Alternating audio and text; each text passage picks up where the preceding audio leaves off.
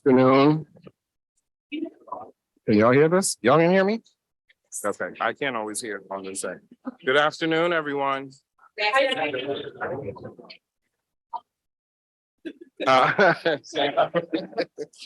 Thank you for joining us this afternoon for Speaking Truths. As you all know, this is the culmination of a number of different conversations throughout the academic year around DEI issues, but specifically to inclusion and belonging. As you also know, we had to cancel this due to snow earlier this semester, but we're glad that we were able to get Joshua Dodds back. We, along with my team, along with the dean and a few students, were able to spend some time with Joshua last night and engaged in some really good conversation. And so I'm super excited to hear what he has to say and share with the rest of the community. Our intention is always to leave the space that we entered, having everyone leave with a little bit more knowledge and perhaps a little bit better than everyone entered. And so we go into this talk today with that same spirit. But let me introduce our speaker. With issues of racial justice, equity, and anti-racism on the rise, Joshua Dodds is a timely voice, speaking truth and cultivating essential conversations to empower others to embrace understanding and active engagement as a means to creating change.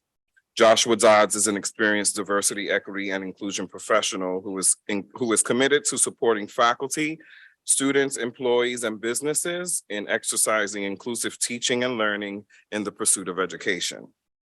With a clear pulse on issues of equity and racial justice and best practices for cultivating and welcoming a cohesive culture, he specializes in providing guidance in shaping and shifting the culture of educational and corporate spaces. Josh holds a Master's of Higher Education Administration from Northeastern University in Boston, Massachusetts, and a Bachelor of Science in Sociology from the University of Massachusetts, Amherst in Amherst, Massachusetts. And so I give you Joshua Dodds.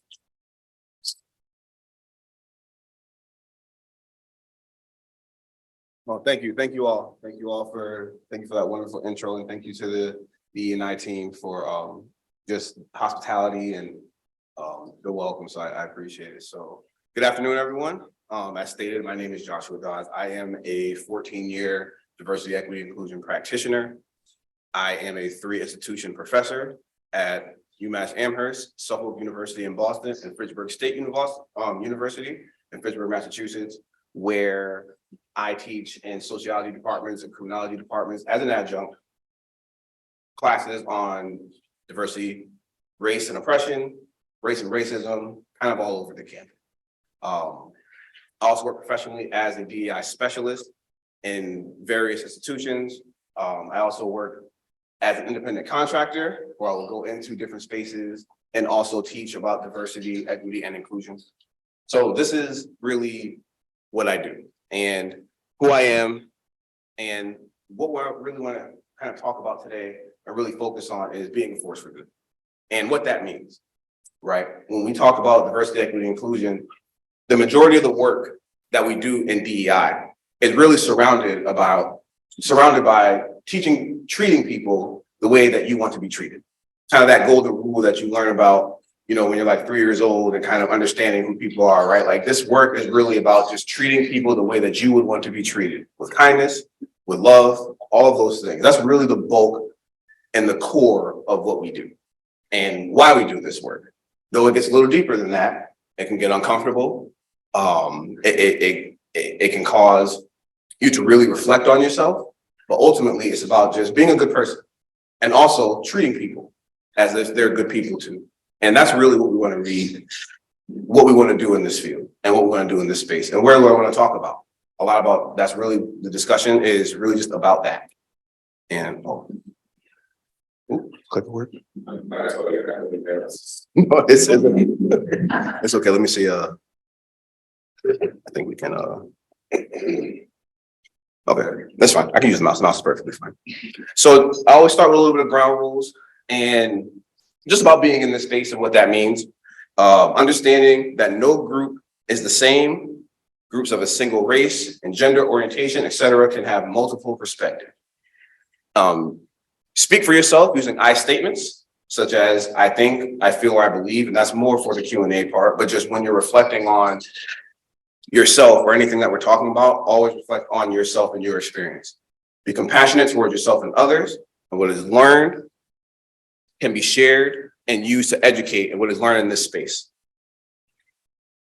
So, like I said, that's updated because it's 14 years now. Congratulations. But I want to start doing this. But I am a 14-year DEI practitioner and educator, 3-institution professor, and I want to talk a little bit about my intersections and my dimensions.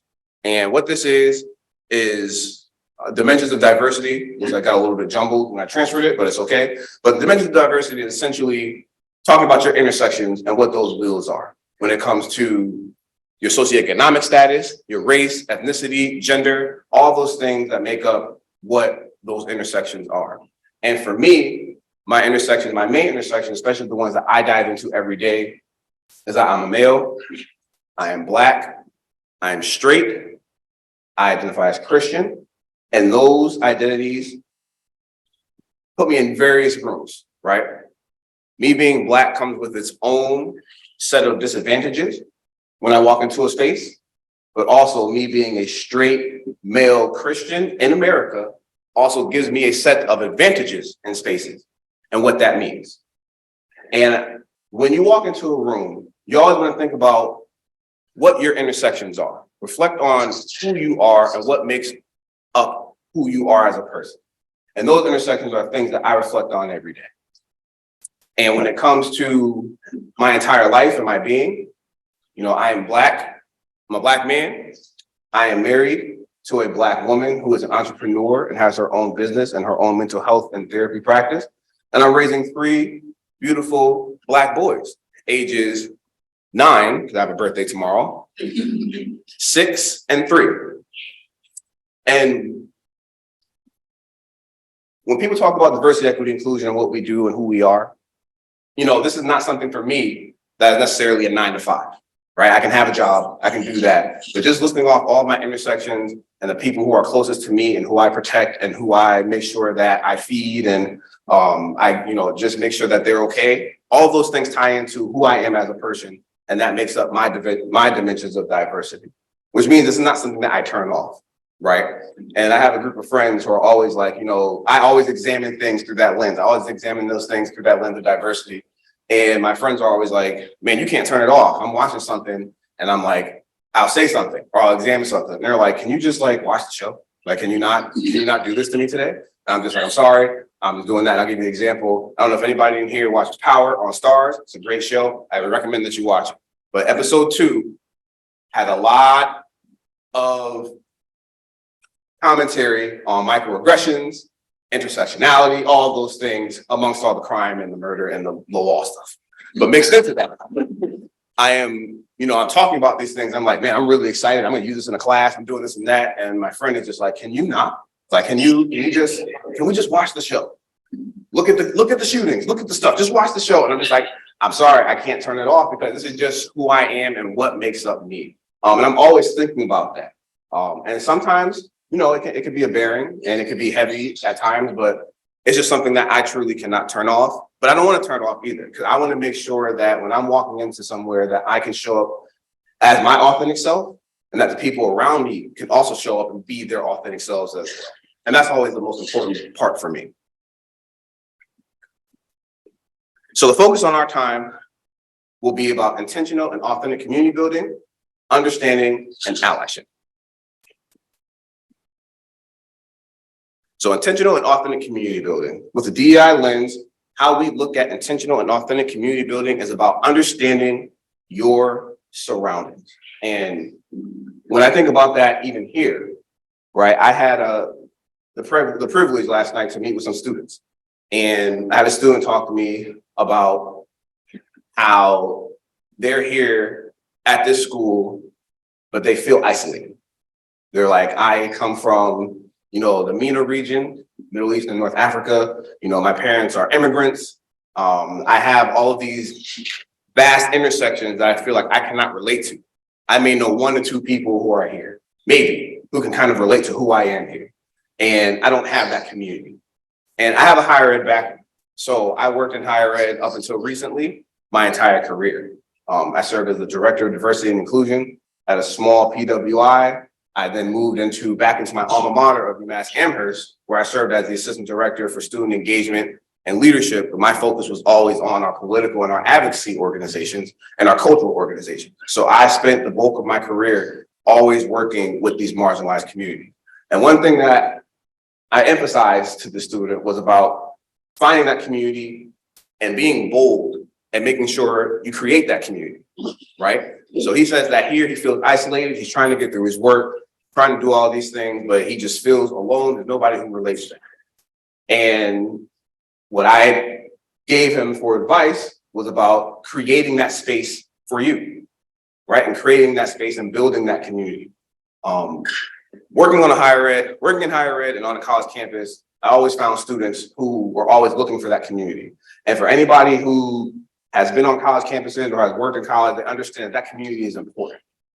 It's important to your experience because as much as they try to make it just about academics, the extracurriculars matter too. The community matters, what you're doing to create the whole person. College is an experience where people, they come there and even though it's about the academic experience, so you can get your degree, you can go and work, that outside the classroom experience also is just as important because that's going to determine what kind of person you are when you leave and what kind of community you build. And I gave the example of, we had a student group come or a bunch of students, and they came and they said, we like to knit and there's no group for us. And I'm looking at these 18 to 20-year-olds and asking them, why are they knitting in the first place? And I was like, you can do a whole lot of things on this campus and you choosing to knit, and that's okay, because that's your thing. I don't get it as an 18 to 20-year-old, but that's what they wanted to do. They said, there's no club for knitting. We want to knit, about 5 students. And we said, okay, so we're going to start this organization for you. How it worked, where I worked at was you spent a year, it wasn't probation, but you spent a year kind of like building up your group. And then the next year you'll get funding from the SGA because you're officially stamped. So I said, okay, you want to have this knitting group? We'll do that. I created a knitting group with 5 people. They went through the year. The next year they came back to me because I was not part of my core group, but they came and thanked me for starting the group. They got a budget. They were able to buy all these knitting supplies. They rented out the craft center and did all these things. And they went from a group of 5 to a group of 55 in over a year. The knitting community, right? So on a college campus that is known for partying, this is the knitting community, right? But what they did was they went out and created that because they felt that was important to who they were. And so when I told this student who comes from all these intersections where he has these immigrant parents, he's a first generation student, he doesn't know, if anybody is like him on campus, can he relate? What does that look like? And I told him to be bold and create that community for you because you'll be surprised. You may find out that there are more people who relate to your experience than you think. And they may not come from, have the background of coming from Africa or, being part of the MENA region, but they may be first generation students and people can relate to what that experience is. And as a person who started an organization, got funding and made sure that I supported our first generation students, which is a multi-dimensional organization that is very diverse, I know what that means to have all of those people in one space, to have that community. And so we have to be bold about that. And I encourage everyone in here as well, if you hear any stories like that, or you're working with students who feel they don't have that community, encourage them to begin to build that community. Because just like the knitting community that I helped kind of form, they found out there are more people than just these 5 who felt that this was important to them. So when we're looking at that and we're talking about marginalized groups and marginalized students, we're looking at the number of students who are here, who come from these communities. And if they don't feel like they can find that, it's important that we as people in this room, and we as people who care about people and their experiences, really build all of that. And that is really the key, and that's very important. Be intentional with having everyone's voice heard, respected, and that being their authentic self and being their authentic self in the space is important. And that, going back to that story and what that looks like, that's important because you never know, this student may want to leave because they don't relate. They may want to be a lawyer. They may want to work in law and do that, but if they can't find that community or find those connections, they may feel like this is not for them. So it's always important that we are thinking about building that community and why it's important. And it doesn't matter who you are or where you come from. If you feel like something is important to you, you always want to be surrounded by like-minded people, right? And what that means, I remember growing up, My mom used to always tell me, you are the company. And she always emphasized that the people that I have and the friends that I have are part of the identity that's going to be assumed about you. So if I'm hanging out with people who are not, doing good things or in bad spaces, or I'm being influenced by them in a negative way, people are going to assume that's who I am.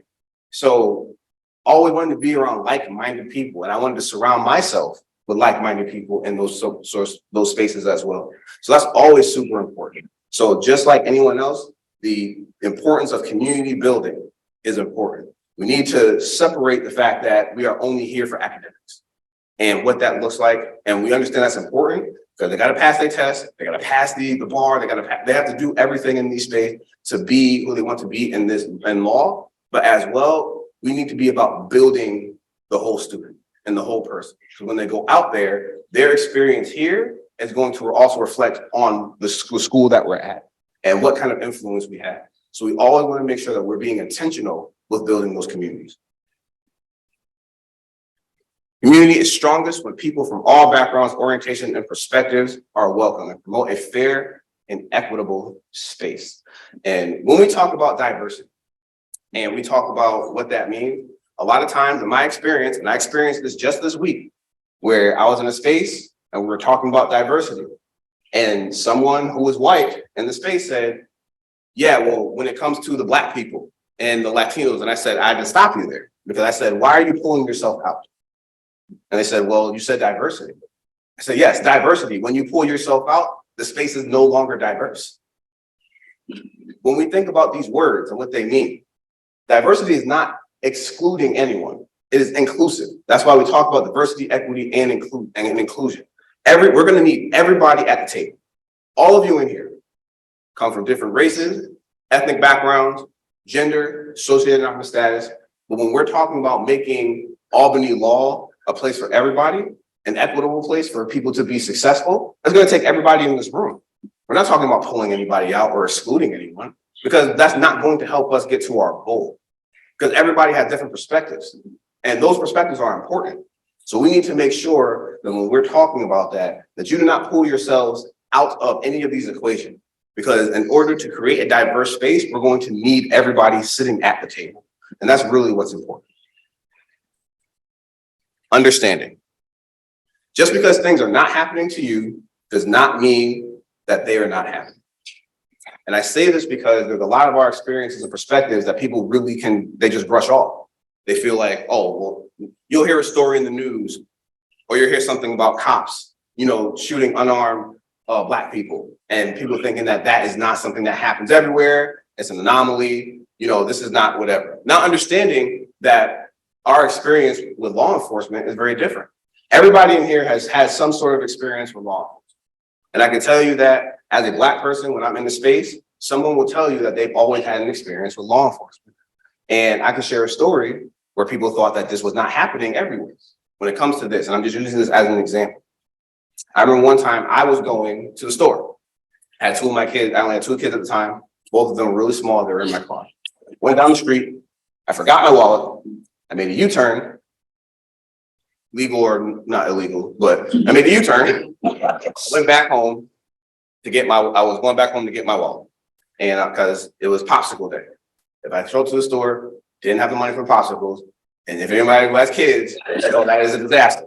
But now we're turning around. They don't understand I'm turning around to go get the money so I can buy them popsicles. So it's chaos. It's chaos. Going down the street, I pull into my street, and officer comes flying behind me. I don't know where he came from, didn't see him, whatever. So I pull in front of my house because I'm already there. Pull over in front of my house, I stop there, and I get to in front of my house, I park, cop comes, and instinctually I put my hands on the wheel because that's just what I was taught. I was always taught when you get pulled over, you put your hands on the wheel to be safe. Officer walked over to me, his hand on his gun, ready to pull it out, and he said, "You knew that your plates were expired." I said, "I didn't know my plates were expired." He said, "You were running from me." I said, "No, I turned around because I have kids in the car and I forgot my wallet. So I turned around to get my wallet." He said, "No, you were running from me." He grabbed his gun and was getting ready to pull it out. Mind you, I don't have a license to carry. I have no weapons in the car. I'm just with me and my children. And as he's continuing to yell at me and tell me how I was lying about my sticker that was on the back of my plate, it got louder and he got even closer to pulling out his gun. And mind you, I'm just saying, I'm not doing it. I just went to go get my wallet. The kids in the back crying out, they don't know what's going on. He's yelling. And then finally, because I lived on the street with a lot of elderly people, my neighbors started to come out, looking around, and they're coming out the houses and they're doing different things, like coming out their houses. And finally he starts looking around, puts his gun back in, with his hand down and away, and then proceeds to just tell me to get out. They have to tow my car. And in that moment, how I felt in that moment was, I'm probably going to die here. And though that may be extreme, if you're watching everything that's been going on, I didn't know. One, I had nothing on me. I wasn't being defensive. I wasn't doing anything. I said, I just need to get my wallet. That was it. But automatically there was an assumption that I was going to do something or get aggressive. And I almost had a gun pulled on me in front of my children. And when I shared that story with some people who were telling me in a space that these things don't happen all the time and you're okay, like this is an anomaly, I had to explain to them, I was like, just because this does not happen to you does not mean that it's not happening around the world or around the country or whatever. Being understanding of these experiences, because there are plenty of people who have had great experience with law enforcement. Nothing has ever happened to them that would make them even put their hand on the steering wheel when being pulled over, because they don't have to worry. But there are other people who do. So we have to always think about these things. And that I'm actually going to skip down because I'm going to use the word empathy. So when you're hearing things in the news and when you're doing things, you always want to lead and just lead with empathy, but also have empathy for other people's stories, because we come from different places and everybody has their own individual, unique experience. Everybody in this room has their own individual and unique experience that somebody else has not experienced. So even though you may hear some things that you cannot relate to because they have not happened to you, you can absolutely show empathy and you can care about those people and care about their stories and validate their feelings about those things, because that's important. And another part about this is not about being right, but getting to the right answer when understanding. Because a lot of times people will tell you that they want to just get to the right answer, listening to respond and not to understand. We have to switch that around. We need to make sure that we are listening intently to understand and not to respond, not trying to be right. How many people in here have any kind of social media? You can raise your hands. Good for you. Keep it that way. You said, no, I don't got nothing. How many have been involved in some sort of back and forth about some sort of topic in the last 5 to 6 years? Okay. I was telling them last night that I used to do that a lot too. And I used to, the day that I realized that I need to stop arguing with people on the internet, because the internet is a place where people are reading and listening to respond and not understand, was when I took a conversation that I had, and we're talking about these same topics, and I copied and pasted all my answers, put them in a Word document. And when I realized that on this one comment that I had wrote a 2.5 to 3 page paper worth of words, double spaced, typed out, just like I would do any other paper, I said, I need to stop arguing with people on the internet, because there is no way that I should be able, and mind you, this is a comment, not just under somebody's comment, going back and forth. And I realized that this person is not listening to me to understand anything. We're arguing. Everybody's here is listening to respond, not to understand. And we have to shift our thinking, especially when we're talking about issues and topics of DEI, because a lot of these things have to do with empathy, having empathy for people, having empathy for their experiences and who they are, and understanding that. And like you said, there are times, like you said, you may not be able to relate, but you can understand, you can empathize, and you can support. Those are all important pieces of what we need to do as people out in this world. And that's really the core of what understanding is about when it comes to issues of diversity, equity, and inclusion. Impact and weight you all hold in positions. Life is dependent on unbiased, civilized individuals who care about people versus the politics. And like we were talking about, the back and forth on the internet and what that means, and all about politics and policy and all these things, and things that we feel, but not things that are actually, practical. We have to understand that people should come before that. Understanding that in America and in the state that we are, that's not always the case. But as an individual, we can do that. We can make sure that we're here to understand people and put the politics of how we feel to the side. Because a lot of times it's personal. A lot of times it's personal issues and things that we feel. And it's okay to have different perspectives. And I think that's perfectly fine. I never want to, like I said, I don't want to always be right. I want to get to the right answer. So if that comes from me talking to someone to try to understand a perspective, that's what I'll do. At the end of the day, if we don't agree and we agree to disagree, at least we understand that we each have a unique perspective on something. And that's always important. Now, everybody has to be right. It has to be someone on the far left, super conservative on the far right. There's no in between. It's hard to have a conversation because people don't want to talk. They don't want to have a conversation. And a lot of what we do is right now is, even though I am talking, at some point we're going to continue to have a conversation beyond today and what we're doing here. There's going to be continued conversations. And I've never solved the problem by not talking about it. And if anyone in this room has, please come see me after and give me the formula. So then I can bring that back to my wife so we can work out a lot of stuff where I don't have to talk about anything. I can just move on. But there's never been a problem that I faced that I solved because I didn't speak. And the problems that we face in this world and the problems that we're facing in this country, even currently, are not going to get solved if we don't talk about them. But talk about them in a way that we can actually have a conversation, listening to understand versus responding. We're watching things happen in real time, and it's devastating. And we're looking at states like Florida and Texas, Utah, different states where they're trying to literally rewrite history and eliminate history from these things. Just the other day, they were pulling a single parent complained to the board, to their school board in this particular county, that the Disney Plus movie, there's a biographical movie on Ruby Bridges, who was one of the first Black children to desegregate school in America, would teach white children to hate Black children. So the entire state of Florida is reevaluating the film to see if that's something that they need to pull from curriculum. And this is basic history. We're not talking about anything else.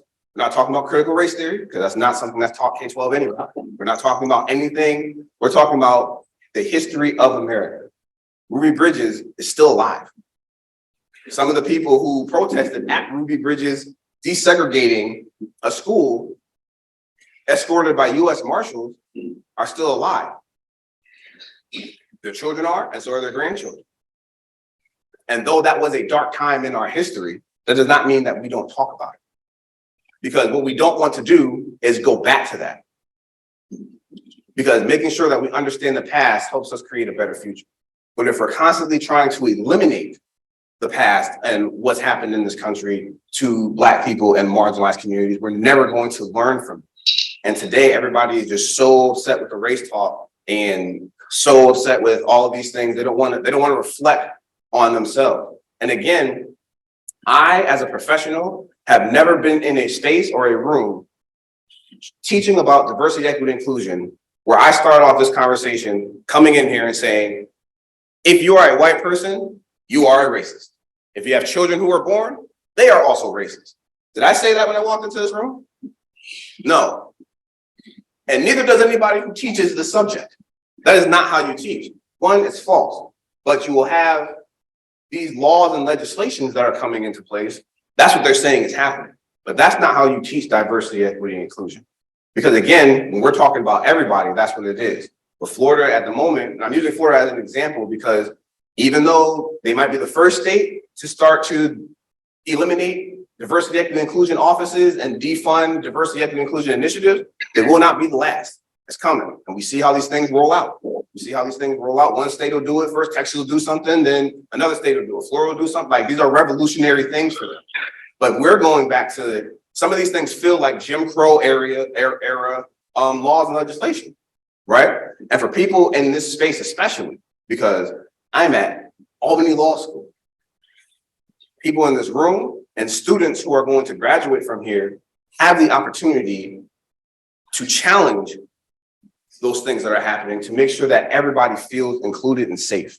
Because right now, what we're going back to is not a safe space. It's not even easy to talk about. Because in the state of Florida, this event, your office, none of this will exist anymore. And all we're doing is having a conversation to make sure that we understand and we talk. But just this event alone can cause a school to lose accreditation.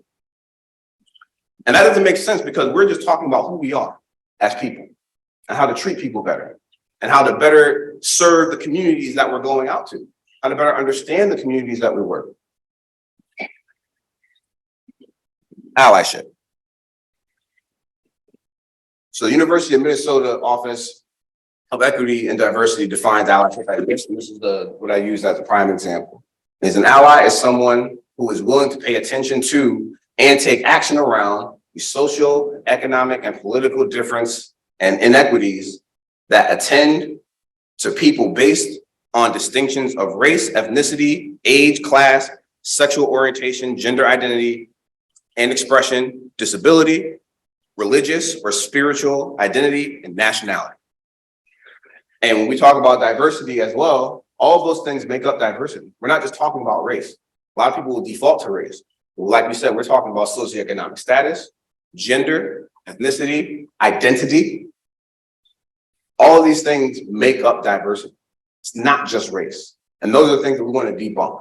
Because when we talk about DEI, people just default to race. And these are conversations about race. No, these are conversations about all of us and what those intersections mean to all of us and how we're made up. Because these things don't just affect race and Black people and marginalized communities. They affect all of us. Because this is what we're talking about and what we encompass. It encompasses everybody. So even though people do not want to have these conversations or they don't want to do these things, at the end of the day, it's still going to gradually affect everybody in this room in a negative way. Because there's no way that we can continue to move about who we are and what we're doing if we're going to not talk about our intersection or talk about who we are as people. And that's the crux of what I really want people to understand. That's why I'm driving that home, because it really is about who we are and who other people are and embracing those differences. Those differences matter. They're good. It's good to have people with different perspectives come into the room because they may say something that you may have never thought about. There's perspectives in that space where you really, I was like, wow, I never would have thought about that before. And when we're looking at even laws and legislation that's being passed, we can talk about what's going on even around the country when it surrounds Roe versus Wade and policing women's bodily autonomy. A lot of these laws and legislations that are being passed, the majority of the people who are in that room are men, white men to be notable. There are some women in there, but there are still white women. There's no diversity of thought. And as someone who has been inside of a labor room 3 times, up close and personal, and really saw what it's like for a woman to give birth, I will never tell a woman what to do with her body because I have no idea what just happened. So there's no way that I'm going to then tell you what you should do with your body or how to police it, because it doesn't matter. I don't have to go through any of those things. I don't have to do any of that, and I'm very happy. my wife is a trooper, and I don't like to always say it, but when we talk about strength and strong, our 3rd son was born at home. He was a water birth. There were no meds. There was no I forgot what it was called. I'm drawing a blank right now. But there was nothing. She did it all by herself. And I've never seen something more incredible in my life. So I will never tell a woman how to do that personally or what to do with their bodies. And what we're looking at right now is there's no diversity of thought, and all of those things are being passed, not because it's science or backed by fact, but it's backed by preference, understanding what that means. And whether it doesn't matter what side of the table that you sit on, whether you agree with abortion or whether you don't agree with abortion, the one thing we agree on is that we love America, or we're supposed to, right? We live in America, we live in this country, and this country has always been built off of the American dream. So no matter what race, creed, or any of your background that you come to, that this is the country where you can identify however you want, live however you want, and it's okay. Marry who you want to, and people mind their business. It's okay because it's America, because it's free. We always talk about America being this marvelous place of freedom, and you can do what you want, live how you want, marry who you want, whatever, because that's the American dream. Pull yourself up by your bootstraps, all of these things to come to this country and do that. And now, with the things that are being passed and the laws that are being passed and things that are being put in place that are restricting the freedoms that are affecting the mostly marginalized communities, what makes us any better than the countries that America claims to be better than?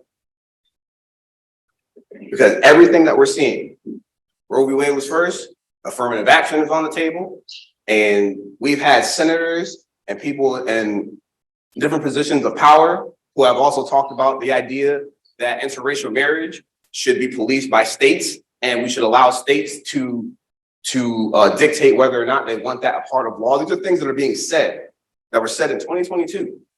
And then remember, interracial marriage is not just about a Black person marrying a white person, which is what people default to.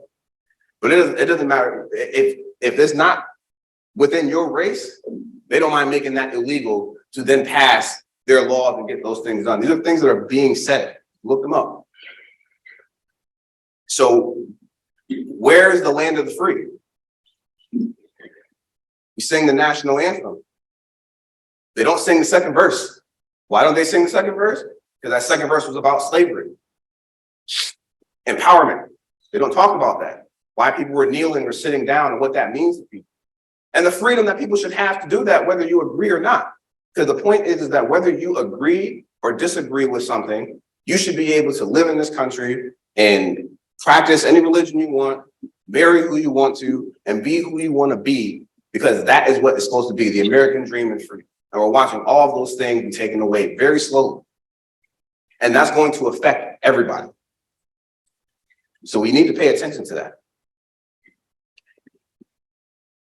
Being an ally is an action. And if people have heard this term ally and what that means of being an ally to people and to marginalized communities, it's not just about saying I'm an ally and I support everybody, right? At one point in about 2016, 2017, there was this initiative going around where people would put safety pins on their shirts at work to indicate that they're an ally to a marginalized community. They're an ally here, right? So wear these safety pins, but when something came up, people with the safety pins weren't anywhere to be found. When it was time to take action, those safety pins didn't matter because they weren't speaking up or doing anything. And to me, that initiative didn't matter to me. I didn't care if anybody where I was working had on the safety pin. What are you going to do when an issue comes up? You're going to have the safety pin on, but you're going to be quiet or you're going to be silent. Then you can take the safety pin off because now you're just ruining a good shirt. So where's the action? And when we talk about action, that means that when you see something, you step up and you say something. And granted, that's not easy for everybody. And I can admit that. Not everybody is good at public speaking. Not everybody is good at, taking action or speaking up when something happens, but you can do something. You can make a report and make sure that happens. But allyship requires action. It is not to be sat back into your chair, put your safety pin on and say, I'm an ally for you. But when we get into trouble or when things come up or you don't say anything, there's nothing there. So we need to make sure that when we talk about being an ally, that we're ready to take action. And that doesn't mean that you go out and, you punch somebody in the mouth because something happened, like not that kind, like slow down, because you don't want to get arrested. Like we're not asking you to do anything extreme. We are asking you to definitely step up when you know something is going wrong, or when you see something that's being said in your environment that could have been a sexist comment and made somebody feel uncomfortable. When you know somebody is perpetuating a microaggression. You have to make sure that we're being conscious of who we are and our surroundings, so that way we can better support people. And tips for being a better ally: having courageous conversations and creating a bond. Because I don't want anyone to just leave here and hear me say, like, be a better ally, but what can I do? And there's nothing that we can do. And I want to make sure I give tools. So it's not about debating or disagreeing. It's about showing support for the people you lead and the people that you're around and the people who are in your environment. creating psychological safety for those you are leading by showing interest and support in what they are dealing with. Don't know how to respond to something? Ask how you can support. Because not everybody's going to have, you're not going to have an answer for something. Somebody can come to you with a problem and you're stumped and you're like, I have no idea what to do or what to say. How can I support you? Ask them what you can do. So that way you're actually taking the action and the steps necessary. Providing resources when in doubt. If you know something's going on with something, if there's a student here that is dealing with anything or what's happening, and you're like, okay, I don't really know what to do, I don't know how to do anything, but here's some resources that can help. Provide them with mental health resources, provide them with numbers for, anything that can help them, suicide hotlines, anything that can help a person, whatever you need, give them the resources to be successful. Don't avoid conversations, show empathy and support. And the biggest mistake, and we've talked about all these things sort of during this conversation, the biggest mistake that people do is avoiding conversations or do not want to speak about them. I know that for a fact that current events that are happening in our world and in America affect everybody in some sort of way, shape, or form. Just a couple of days ago, there was a shooting in Nashville. Another shooting that was very public.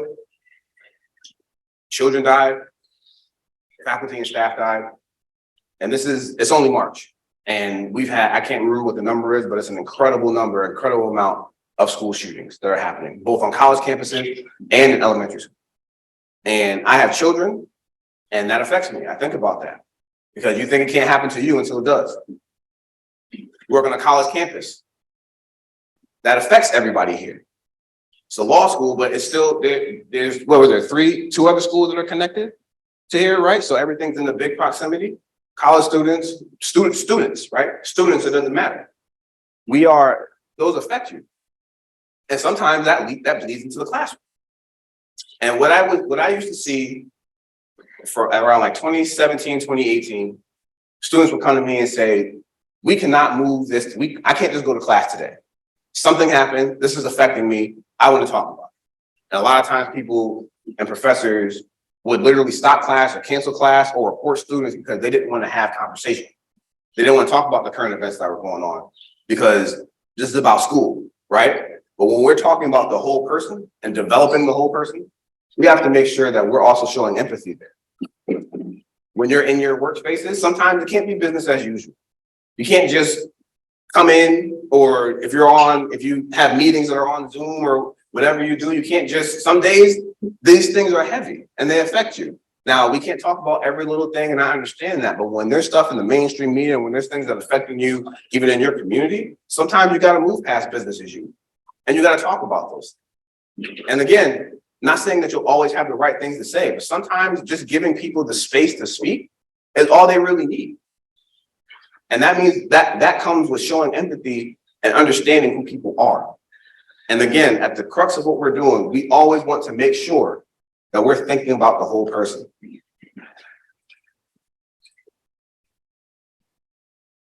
The tips for better understanding and community building.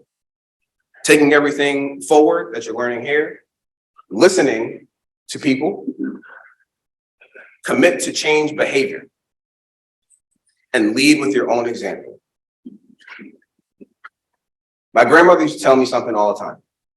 And I just something that I always carried around with me. And she always just say, when you know better, you do better. And there are times where we don't always know that we're doing something wrong. We don't know that we may be perpetuating acts of microaggression. We don't know that we may be unconsciously judging someone because we're just looking at them or who they are. Sometimes we don't know. But when you know better, you do better. Once you understand that however you've acted or what you've done is a problem, you then move forward to fix that problem, taking yourself out of it, not being offended, understanding that you have to be a better person in this scenario so you don't make that same mistake again. And you lead by that example and make sure that the people around you are also following that example. And those portions right there are really key into really building a better community and building yourself up to understand people more. Because again, at the core of what we're doing, what we're talking about here, when it comes to diversity, equity, and inclusion, is really understanding who we are. understanding that our intersections make us different, understanding that our perspectives and our experiences make us different, but coming to the table and coming into a room like this all together with these unique experiences and all the things that we have experienced in our own lives, put us in this room and you all belong here. Understanding that people, who you are, your intersection, that you belong at this school, understanding that you should be working here, that you serve a purpose, all those things make up those intersections about who we are. And as I close, I just want people to understand that diversity, equity, inclusion should be a part of the fabric of our being, not just buzzwords or a buzz phrase that we do, understanding that you need everybody at the table in order to make this happen. If we want to make this school, if we want to make our country better, it starts with us as individuals and making sure that we understand who we are, so that way we are impacting the people who are around us to be better, so that way we can all go forward and continue to be better. Because again, we're talking about treating people how they're going to be treated and understanding and leading with empathy. So the biggest thing that I want you to take away from this is just to make sure that you don't wipe away your own intersection. Understand who you are, so that way you can better understand people. Because as we continue to move forward and we're watching things that are happening in this country that feel very regressive, and some days we don't know what to do or what to say, some days we just completely ignore it because there's so much happening. But in order for us to stop going and you feel it's back in your past, we need to make sure we acknowledge that past so we can have a better future. So I thank you all for your time, and yeah, thank you.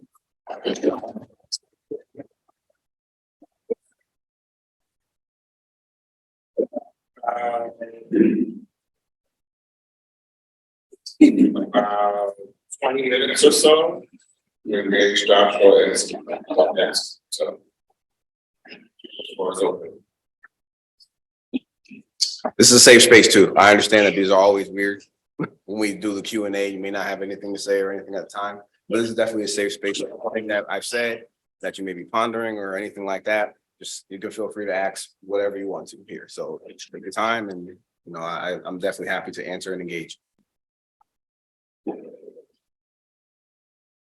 had a question. Hi, I'm Berja. Hi. The admissions office here. You mentioned earlier that you were in the car with your children. What was the end result of that situation? So the end result of that situation was they ended up towing my car. They did not let out, even though I was parked at my home, they did not let me leave it on the lot.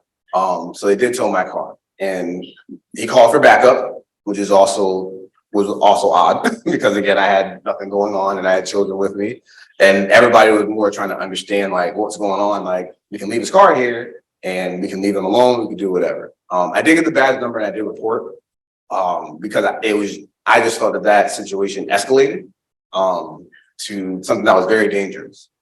And I didn't really understand why that officer felt so threatened by me to have his hand on his gun and was ready to pull it on me and get me out of my car for an expired sticker on my license plate, which I did not know well at the time, because you know, we go through everyday life. Some things we don't pay attention to until they come up.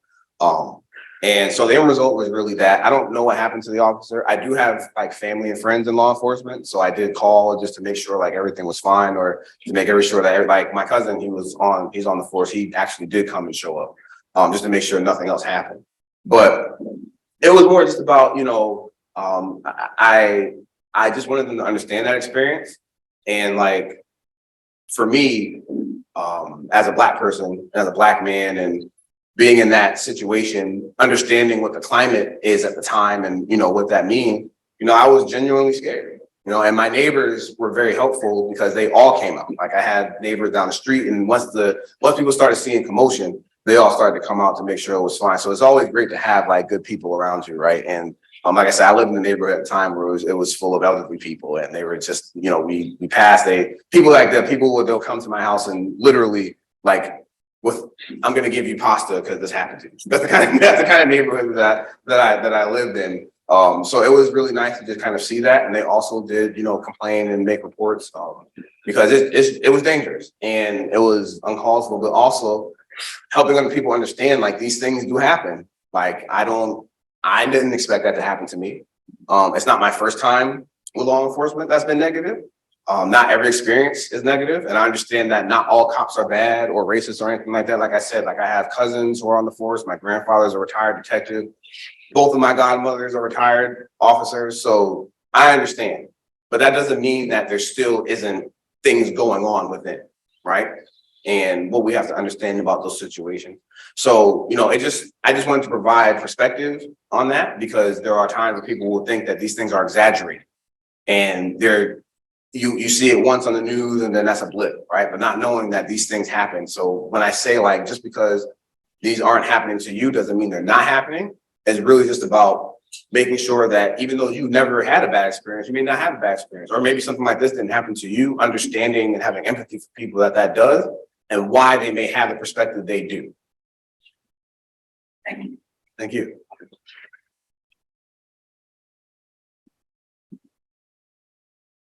Yes. Hi, Joshua. Thank you for your presentation. My name is Amy. I also work in admissions, and I wonder if, you're working largely with undergraduate students, if I'm correct. You talked about that you have worked over the past 14 years with a lot of undergraduate students. Yes. So I believe that many of us, particularly the staff, have come up in a time where we didn't really talk about these things instead, right? And now there's a whole nother generation coming out of college who they not only talk about them, but then it's like ingrained in them, as you say. So I wonder if you have any suggestions for things we could be doing as an institution or as a community to sort of be better prepared to receive this sort of new generation of folks that think and act and expect very differently than what we may have previously been accustomed to. Absolutely. And one of the things that I always encourage is making sure that people, especially staff and faculty, have opportunities to have trainings and different conversations on how to have those conversations, right? Like what I noticed and what I learned through that time is that, and I had to take a step back too, and I had to explain this to other people, is that we in this country up until about 2015, 2016, really did not talk as heavily about these topics. Even though we worked and we understood they were there, they weren't out in the front like that. And also, nobody was really prepared to have them unless you were already having those conversations.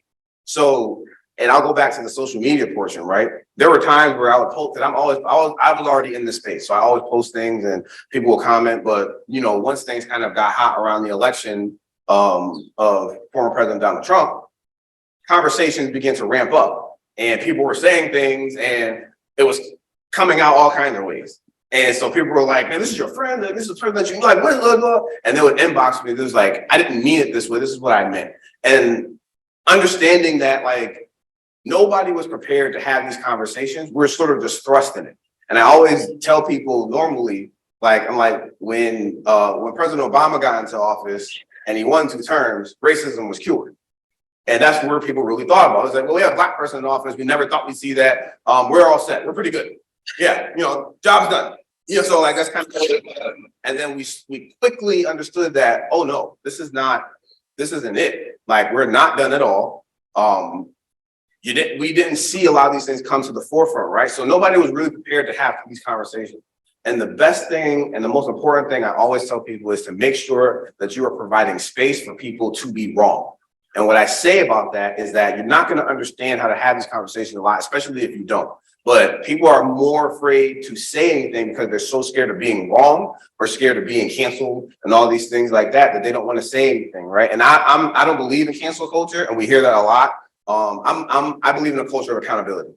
So my counter to cancel culture is creating a culture of accountability where if you've said something or you've done something that is considered cancelable, or what that means in that phrase, let's take a step back and make sure that you're being held accountable for that and what you're going to do to move forward with that. So those are, again, sort of buzzwords or things that were kind of, language that was, hijacked by people who felt that these were wrong. So they're going to take this and make it their phrase and make it negative, right? So I'm always about a culture of accountability and making sure that college administrators, college faculty have the opportunity to have these conversations. And the reason why I talked about that we can't always do business as usual in these classrooms is because I know as a person who had to sit in meetings with all faculty and tell them how to have these conversations, teach them how to have these conversations, and also explain to them these conversations are important. I know that giving the opportunity and the space to do that is something that's important. So what we're doing here today and other things that can be put into place for initiatives that are directly this is going to be for faculty and staff here, how to understand these topics, how to move about these topics. And again, you're not going to always have the answer, right? And that's why I always talk about not having the answer, but still giving people the space to have a conversation and providing them resources. Because those are always important. Because like you said, generations where these conversations were just not happening, and now they're common practice. They're going to talk about them. And this generation of kids that are coming in, they're going to say whatever's on their mind. They're going to say what they feel. They're going to put it up on TikTok. They're going to have these conversations whether you want to or not. So be better prepared to have those conversations. But that also starts with your institution creating those spaces like we are now to hold those conversations, to ask those questions, and not afraid to be wrong. And the classes that I teach, when I teach about these topics of DEI and in the college classes and my courses, I've taught with anywhere between 10 to 100 students at a time. And I always tell them, do not be afraid to be wrong.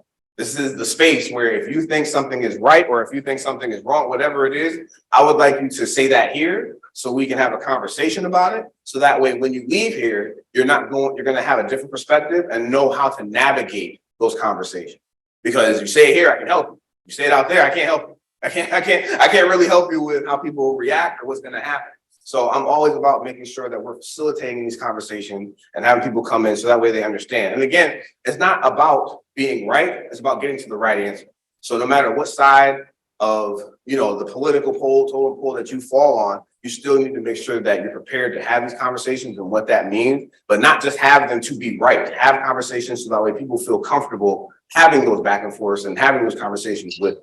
So the biggest thing that I recommend, especially when I go in and consult, is to make sure that there's space created for faculty and staff to have these conversations, and not just these one-offs, right? Not just one-offs that are, we're going to do this once a year, then that's it. We're going to blow this big room, that's it, right? It needs to be something that's interactive and that helps, and something that's reoccurring, so that way everybody is prepared to do so.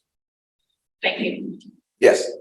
Okay, I'm just gonna put it out there as I keep saying it.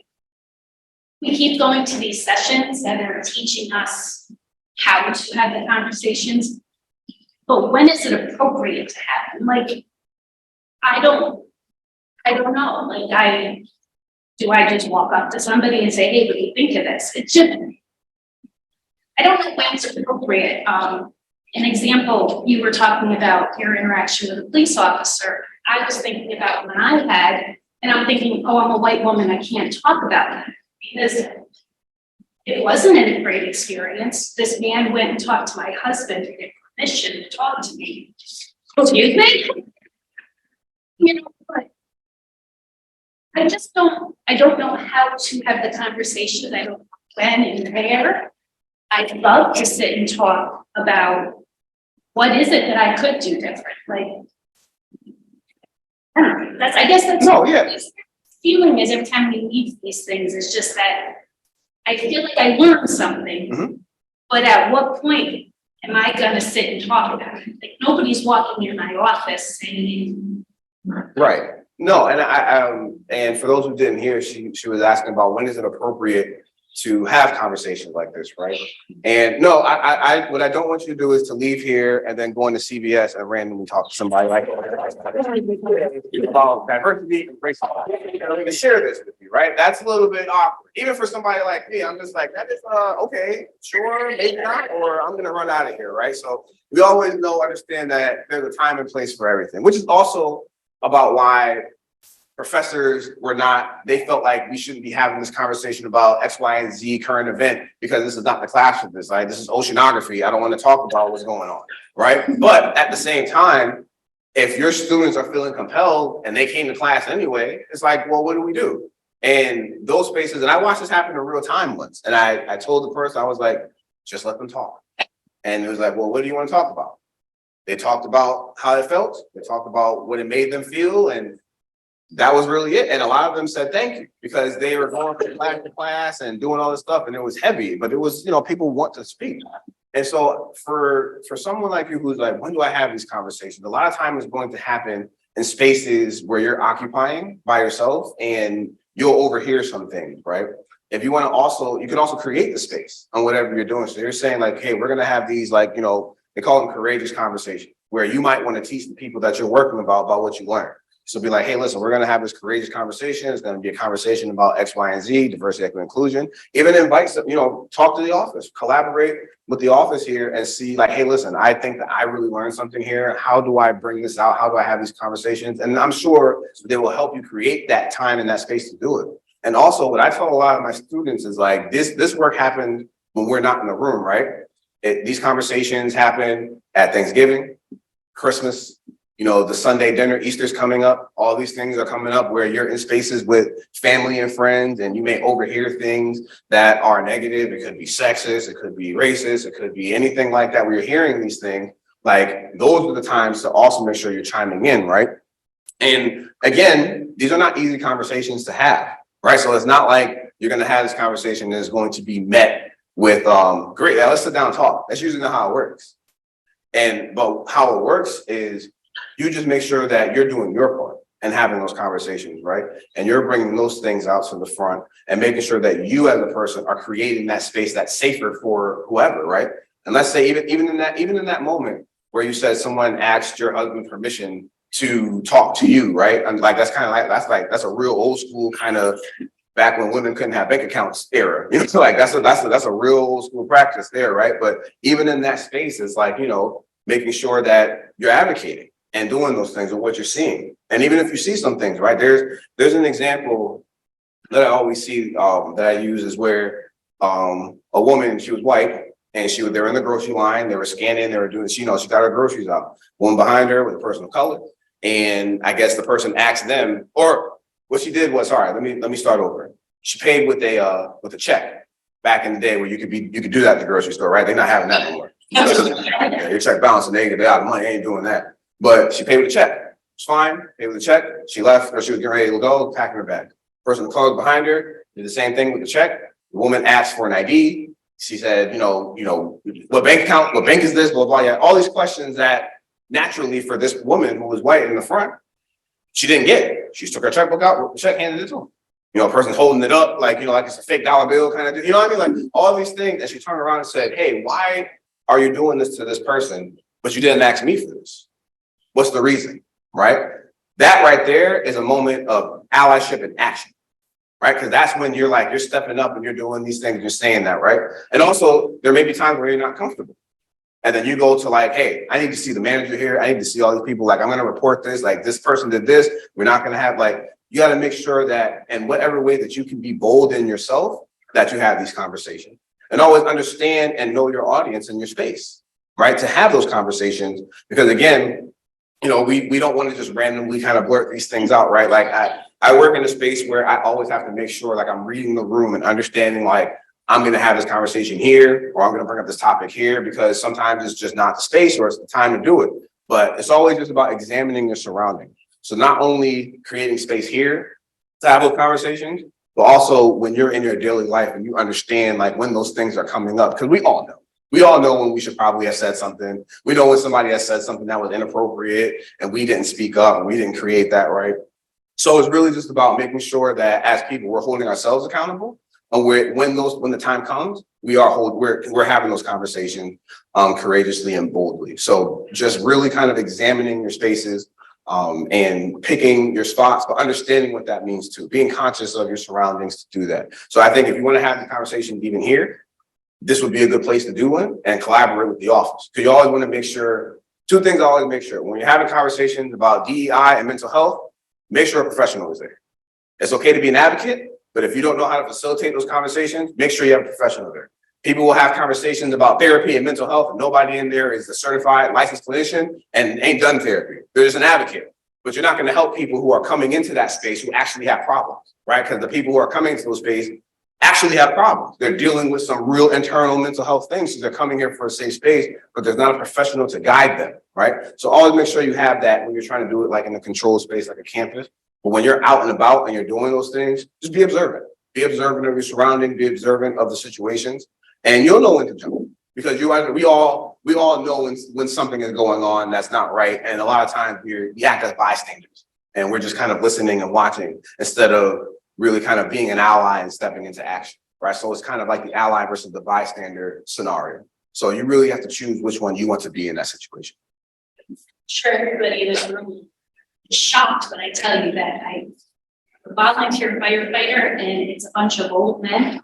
And I in and out because they are racist, they say bad words that are really inappropriate. And a lot of times they'll just say, oh, that's just Jimmy, that's what he says. And I say, no, it's not. And I called on it right in front of everybody, so. Right. I mean, I do think that that's the way we're gonna make change. Not that he hasn't changed, but every time he does it, I can call him on it in front of him. Right, because and those things are really ingrained into kind of like who people are, right? And I always tell people, like, just because it's always been done this way, does that mean that it's right or that we should do it, right? Like before even in older buildings that are around here, pretty sure they had signs that said colored only, and where you can go drink and you can do different things. Every place has an area or a historical building where you can look back at, this is how it's always been. But does that make it right? So just because Mr. Jimmy has always been a bigot, that doesn't mean that it's right. And every time that it comes up, you need to make sure you're saying something. And that comes with anything. And I'll give you an example. When we came back from the COVID lockdown, we were transitioning back into campus. And we used to do all this old stuff that never made sense. And so when it came back, I said, hey, why don't we try doing this thing this way and watch how more efficient it is? Because we watched how working remotely and all these things, all of these meetings that could have been an email, we watched kind of those things transition, right? Like into a more efficient way. So I said, let's do it this way. And I got a lot of pushback from some of the older staff. Like, well, we've always done it this way. We've always done it this way, this way. I'm like, yeah, but you spend $50,000 on this thing and 5 people show up. So like, what are we doing? Like, just because it's always been this way does not mean that it's always been the right way. So how do we adjust that, right? So you're doing really well in that area about what that is and calling out when someone says something inappropriate or he says something sexist or, and especially being a woman in a space like that is always difficult. And I'm pretty sure that outside of him saying some things, there probably been some things said to you that were also inappropriate, but they're saying that because of what they're wired to be, right? And all these things take a little bit of self-evaluation and rewiring. If you asked me 7 or 8 years ago, would I be standing up here doing this? My wife would laugh at you because I was a person who was like, I don't want to talk about this. You're too deep. Can we just watch the movie? Can we just have these conversations? Like I had to also understand and learn and rewire myself about, hey, if I want to be a better person, if I want to better understand people, I need to also work on myself, right? I didn't, come out the womb freedom fighter. I had to experience, I had to grow, and I had to learn. And this is an ever evolving area. Things are changing, language changes. Now we're into the era of making sure that we're calling individuals by their proper pronouns, why that's important, how people identify and what that means to them. Where things are always evolving. And we need to make sure that as things evolve, we evolve too, right? So you're doing a great job in that area, and I commend you for what you were doing in that space, especially being the only woman or one of very few in that space. But that's the best way to approach it, and being that courageous, because that's not easy. It's not easy for them to hear that, and it's also not easy for them to hear it from a woman. So you're doing a great job. Josh, can you take the conversation a step further without psychoanalyzing as far as? That's okay, you can psychoanalyze. I think that's a question that probably a lot of people have, right? And as you look at it, right, the fear of what will people think, if I say something, or if I say the wrong thing. So maybe talk a little bit about pushing through the fear, right, to have a conversation. And also taking the invitation to have leaders, right? Because I make it very clear that my office is a safe space and come talk to me all the time. And there are a handful of folks at this institution that will and do pretty regularly. But there are also, and I've seen some R&B very courageous in different spaces, so I'm too much to hear what she feels about it, because I find her to be someone who will speak when she feels like something doesn't sound quite right. That's a moment, which I appreciate about her. But then the other piece for me is, can you talk a little bit about sharing experiences versus comparing and qualifying? Absolutely. So I did a lot of this today. I employ storytelling and what that means and sharing a story from my perspective, right? Instead of, I don't compare my experience to anyone else's, but I share my experience. And that comes through a form of storytelling. That's why I gave you examples of when I was pulled over and, the examples of me being on campus, what those things are. Though it's very important to make sure that from your perspective, when we talk about using I statements and what that is, sharing your story and sharing that out and making sure that people can understand that perspective, because it's important. So that's also a different way to do it.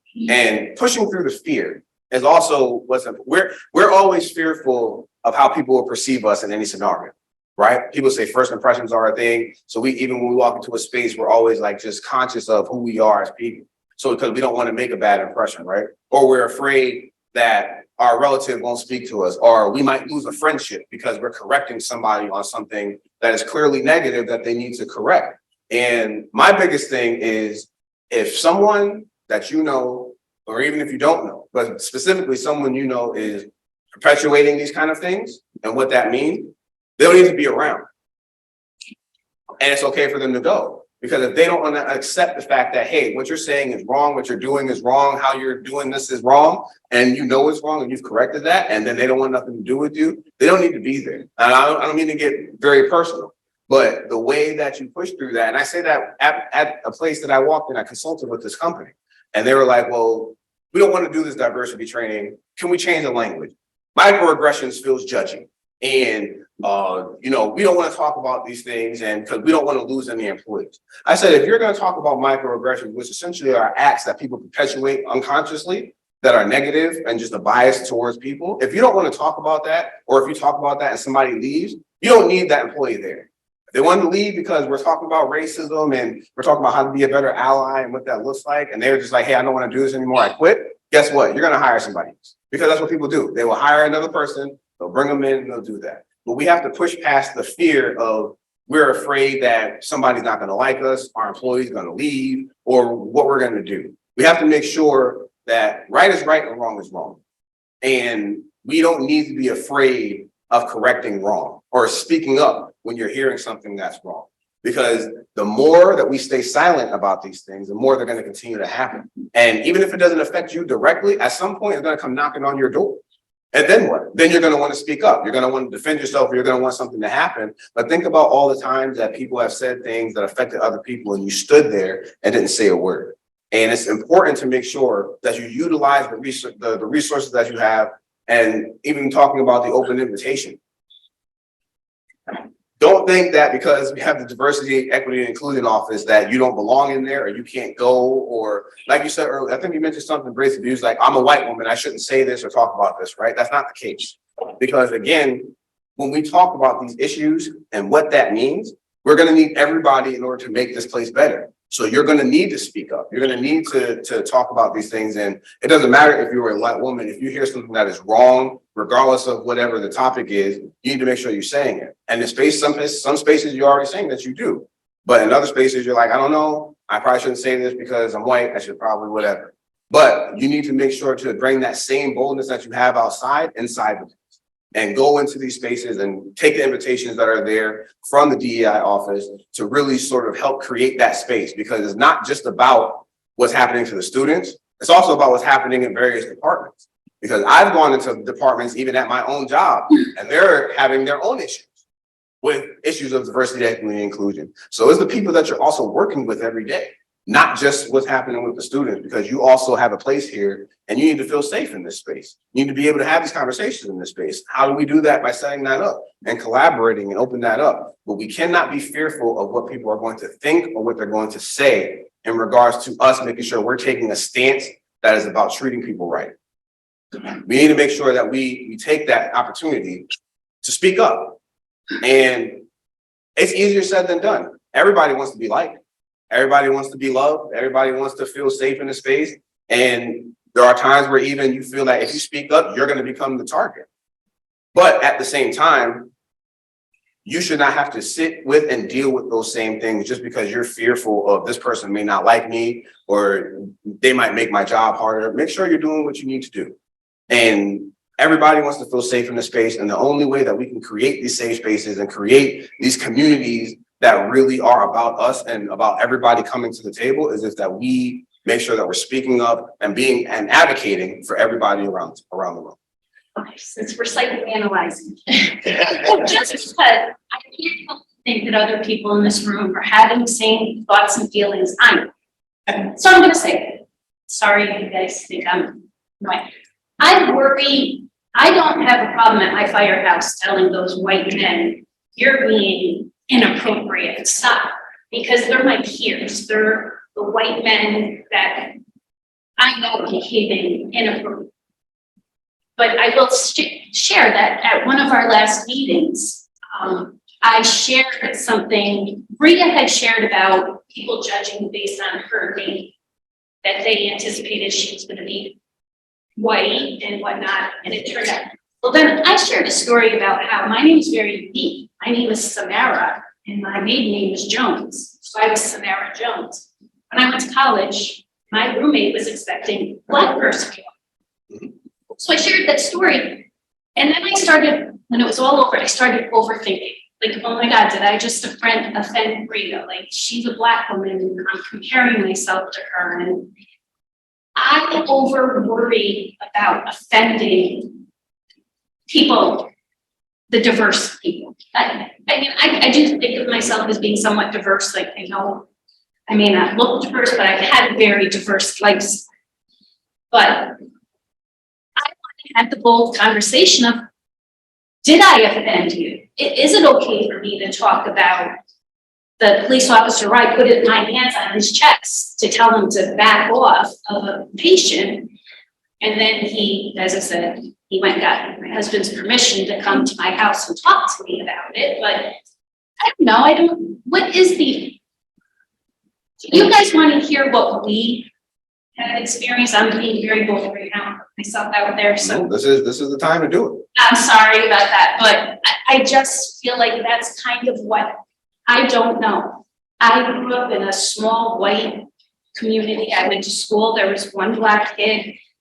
I still live in a small farming community where there's not a lot of interracial and different diversity. And I quite frankly don't know what I'm supposed to do. I think overanalyzing a situation comes from the idea that you don't want to offend or you don't want to hurt. And I think the idea of, when we talk about intent versus impact, right? A lot of people have great intentions, but they'll still do something that still has a great negative impact on a situation. I don't want to do that. Right, but I don't think that you're doing that in those spaces. I think what you need to do is the same way that you're being bold and asking questions in the moment is also what you need to do in the moment, because you're not going to know or learn how to better, how to better approach that situation if you're holding all that in until you go home on the drive, and then on the drive home, you're thinking that you said something, and then now what you're not doing is talking to Bria, and then that she's going to be like, well, why isn't this person talking to me? Is it because I'm Black? And what I'm like, you've created a scenario already that's gone in a circle that wasn't necessary.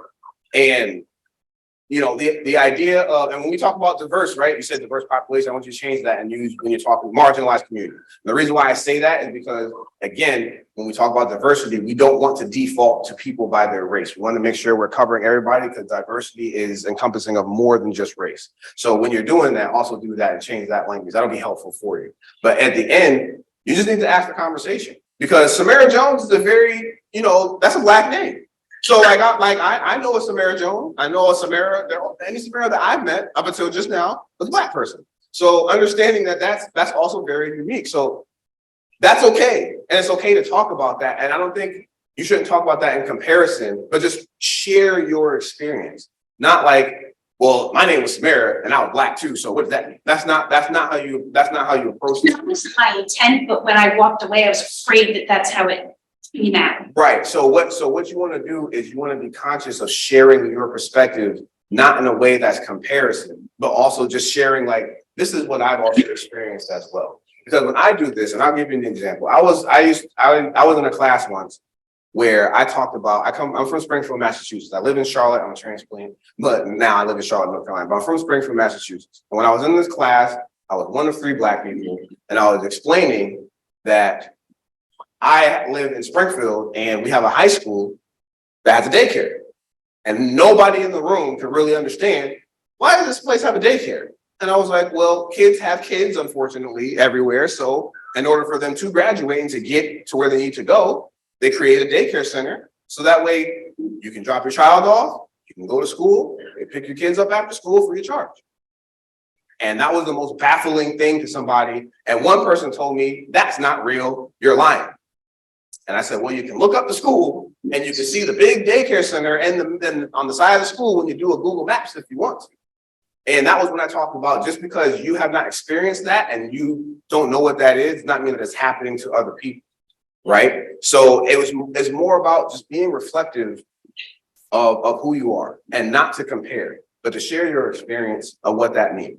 And I don't know how the conversation went or what that means. Yeah, maybe you did. I don't know. I wasn't there to kind of understand the whole story. But what you don't want to do is let that linger. And what you would do, especially to someone like Bria, who is a professional in the space, is say, hey, what did I say to you what did I say just now? How did you take that? Is there a better way for me to approach that? Ask the questions. And asking the question is also a form of boldness. Because if you're going to sit there and just say things, then it's going to come off as like, okay, well, this person is clearly ignorant. I don't want to interact with this person in the space because they don't care. But making sure that you I want to be better. I want to understand how to better interact here. And I want to better understand as a white person who I am and how my story can better help someone. But I need to know that. So don't sit on anything. If you feel in the moment like, oh, I might have said something wrong, right? Ask a question.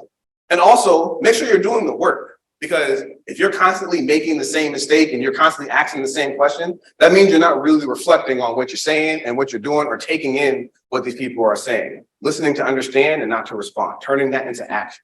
Because there are times where people will still make the same mistake. You'll still share that same story and it'll still sound the way that it sounds, but you're always asking like, well, what can I do better? Make sure when you get that feedback that you apply it and don't take offense to that feedback. Take it as something like, listen, you asked me, I'm going to tell you how to better do this. This was not how you say this, and let me tell you why. That person will always explain to you what the better approach is and how to do it, and then you take that and you apply it. A lot of times what happens is in those moments, people get offended because you think that it's an attack on you, or most of this work, people will think that it's an attack on them. Like this DEI work is an attack on white people, and white men are the most oppressed people in America because we can't do anything. All these other things that we talk about because people are not taking themselves out of the situation. If you want to help people and you want to help yourself, take the feedback and apply it so that way you can better have these conversations. And that goes with anything. Your supervisor or your manager or whoever, they'll give you feedback on something and you can look at it and be like, oh, that person's stupid. I'm not going to do that. Then you can do it again and you're still going to get a negative response. If you don't take that feedback and apply it to your work that you're doing, that your supervisor has given you, you're going to get fired. It's going to happen. You got to take that feedback and apply it. The same thing goes in this space. If you're going to say something, you're going to be in these spaces. Don't be afraid to be wrong, but also do not get offended when you're being told what to say and how to be better about it, because it's not going to work. And you're going to keep showing up in these spaces confused and say the wrong thing. You got to make sure that you're applying that and doing the work and putting it into action. And I don't know if you have anything else to say. I'm happy to bounce that back, but go ahead. I told Supervisor Bria a second ago, told me to be on the ask. Oh, okay. No, listen, Be on time, and we gotta make sure. this was this. If nobody else had anything else to say, if you do, I'll be available. Please come talk to me. I will give everybody my contact. I'm happy to continue conversation, but this is the space that you do that. So I'm not upset at you. Nobody else should be upset about you because you had the boldness to ask the questions, and that shows me, at least that you want to be better. And I don't mind having that and doing that. So don't feel bad about taking up the space because sometimes it's necessary, especially during the Q&A, where most people probably wouldn't ask me a question anyway. So, and I think that's y'all. I'm just talking from experience. So I appreciate the interaction. And I appreciate all of you. Thank you all for taking the time. I know we're over, but if anybody else has anything else to say, any other questions, I will be here up until about 5:36 because I have a flight to catch. But thank you all so much. I truly appreciate it. Thank you.